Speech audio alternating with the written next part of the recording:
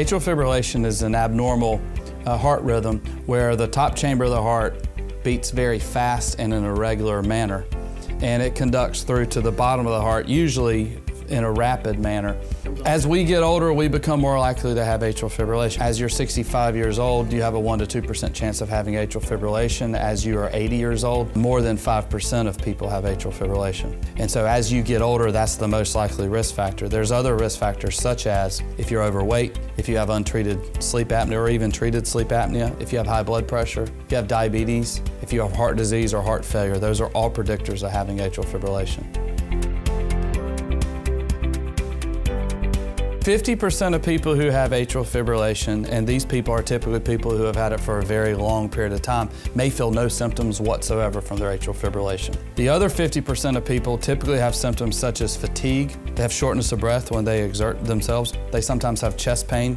They can have dizziness. They can have lack of energy level. They can have difficulty lying flat or sleeping at night. And some people, it can go fast enough where over a long period of time it causes heart failure and causes them to have swelling in their legs, shortness of breath. The biggest issue with atrial fibrillation is stroke risk. So in people who have strokes of unknown etiology and go in and are extensively worked up and there's no known cause of the stroke, oftentimes atrial fibrillation is something people can be having that they may have had no symptoms from, but the symptom they had was actually a stroke.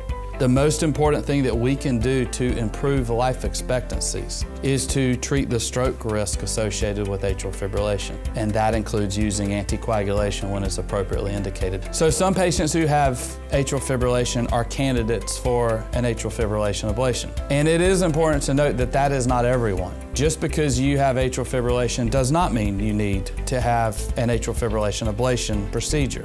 But in the appropriate selected patients, the reason that we do an atrial fibrillation ablation is it gives us the best chance at getting people off of antiarrhythmic drugs, medicines to keep us in normal rhythm, and it should result in a significant long-term improvement in quality of life and a reduction in heart failure long-term. There are some studies that show that in a successful procedure that it can reduce your risk of stroke.